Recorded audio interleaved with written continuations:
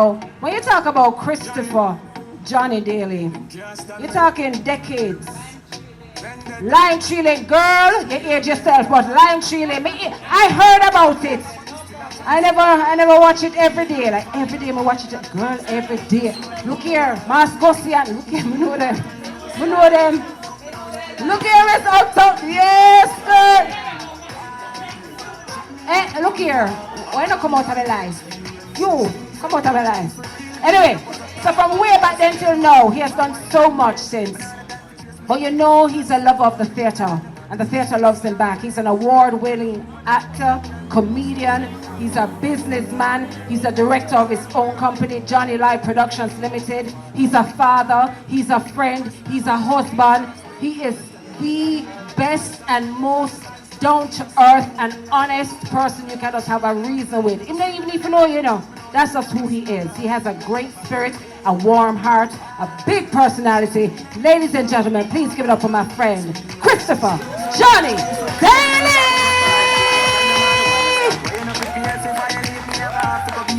Thank you so much, Deej. Good evening. Apparently you can't say good night, I don't know why, but I learned that a while ago. Big ups to each and every one of you. Thanks for coming up. Put your hands together for yourselves. Big up yourselves for real. It's actually nice to see people out. I've not been out because of COVID. But it's good to be in front of a live audience. I've been doing a lot of virtual shows recently, don't it? Diego good, don't it? I'm gonna clap him one more time. Diego. I'm proud of him, you see? Yes, man. Diego. You need to give me a commission for the money tonight, though. Yeah, because you called me name about 5 times up here since you come up on the stage. See? Wow, the very first time ever, I kept thinking about this topic. What should I talk about? Very first time ever. How old is the first time we have enough? Because we're not young. I mean, I can tell you the first time I realized I'm 40, you know what I mean? That's something that hit you know. Like when you actually reach 40, like I heard about it before, but I didn't actually realize that 40 is a number that you physically feel it, you know what I mean?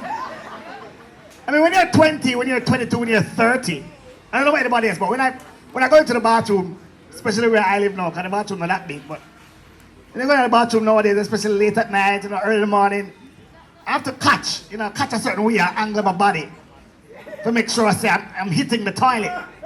Because I'm shooting powerfully, do you get what I'm saying? I have to make sure I angle it, you know what I mean? I have to stay up far away, just dress back a little bit, because I want to shoot right and it lands in there. Ladies, you might not understand what I'm saying, because you always go and dip, you know, immediately over it. But we men, because, you know, we get stiff-necked sometimes in the mornings, and we have to shoot straight. But when I hit 40, I realize I don't have to back off anymore. At 40, you just kind of have to go right over there. There's no power coming out of this thing anymore. Things happen to you at 40. But that's not the story I want to tell you tonight. Things are changing with my body. Wow, the very first time, I have a lot of first times. The very first time I actually realized that cold, there's a difference between cold and frigid. There is a marked difference between cold and frigid. Like when you go to Canada, wintertime, that's cold where I go. I don't go to Saskatchewan. I go to Toronto. It's just cold. Like real cold, it's cold, but it's not frigid. The very first time I felt frigid weather was when I went to Finland. Now I was going to represent Jamaica in a comedic competition. So I was serious about it. And I was ready. I was prepared to win. No lie. Got off Finnair in Finland. I was a little bit apprehensive because it's my first time. You know, when you're going to a country for the first time with a Jamaican passport, you know it go. Based on your experience, you always go to America, so you know you have to put in the passport and then kind of do like a Hail Mary, I wish everything go alright. Facts. And I give the guy my passport, immigration officer, and he looks at it, and he says, ah! And he turns to his, his colleague, and he says, ah, Jamaica! And I say, yeah, Jamaica. And he said, okay, great, you go.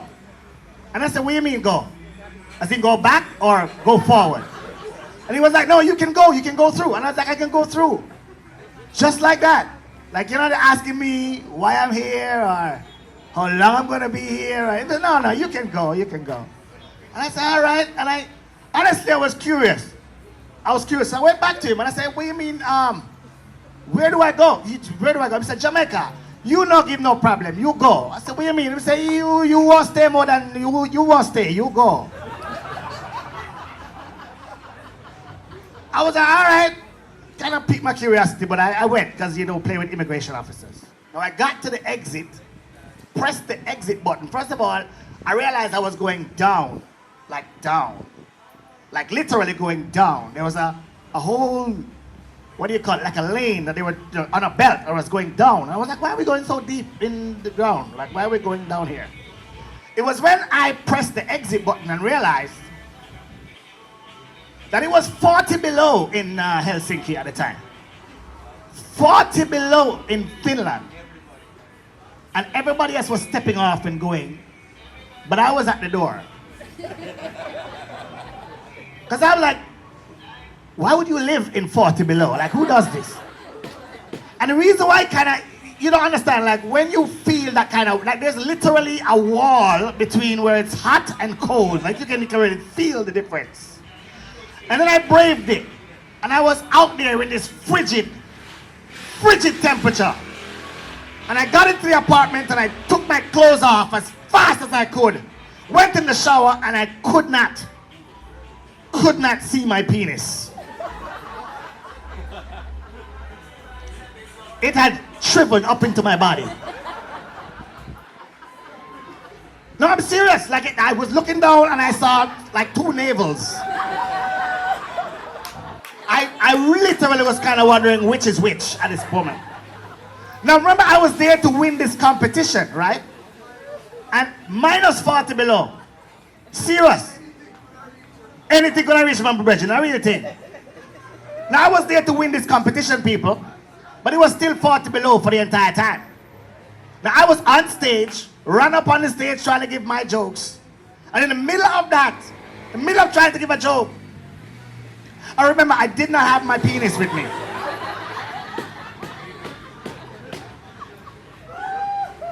Now you don't understand the kind of pressure you put on yourself when a part of your body as vital as that is not with you when you're on a stage trying to give a joke in Finland.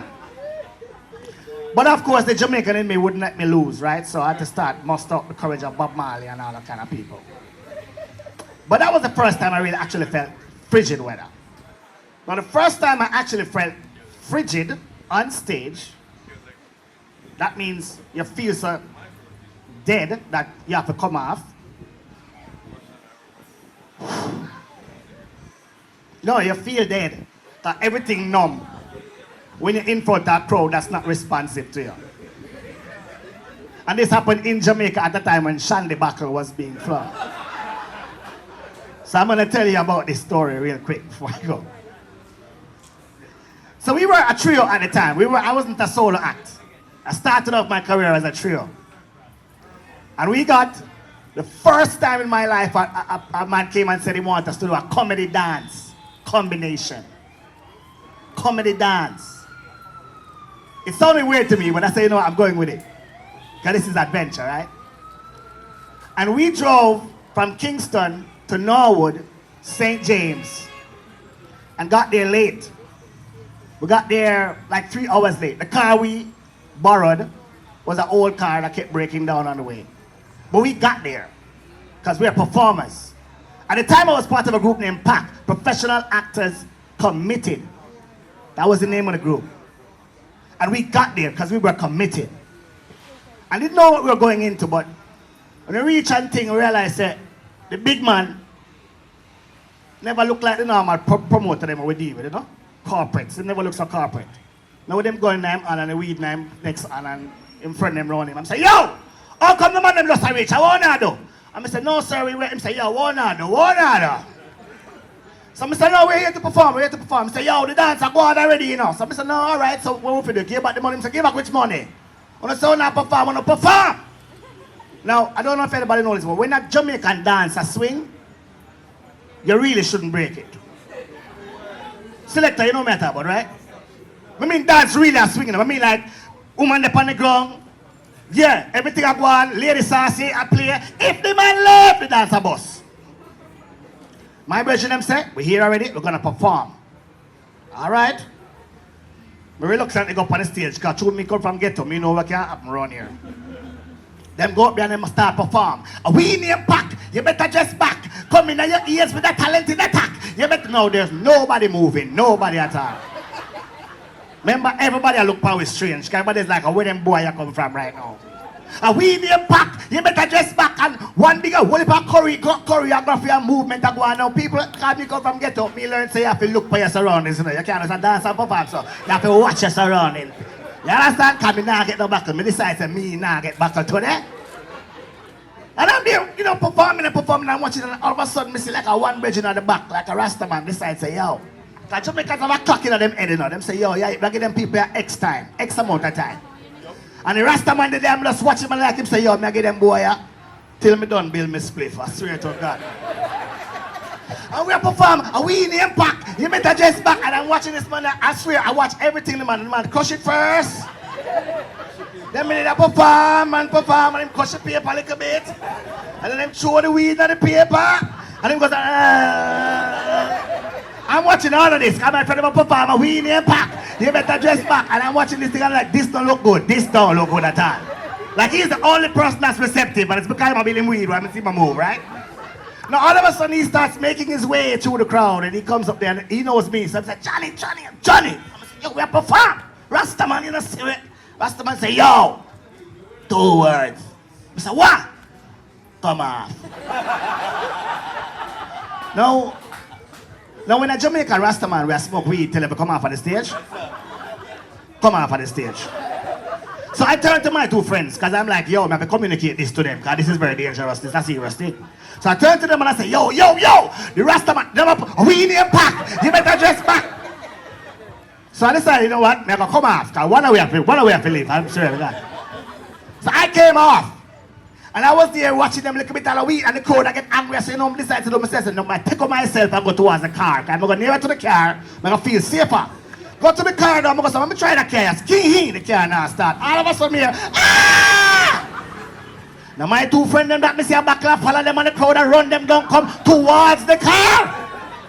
So you know what my instincts say, yo, safety first, jump in the car and try and start it. Because ski, the damn car now start. But everybody run towards me and backlash fling, because ski, me boom, is a stone lick on the car, and me boom, me say, oh God! The car started. So now I had a decision to make.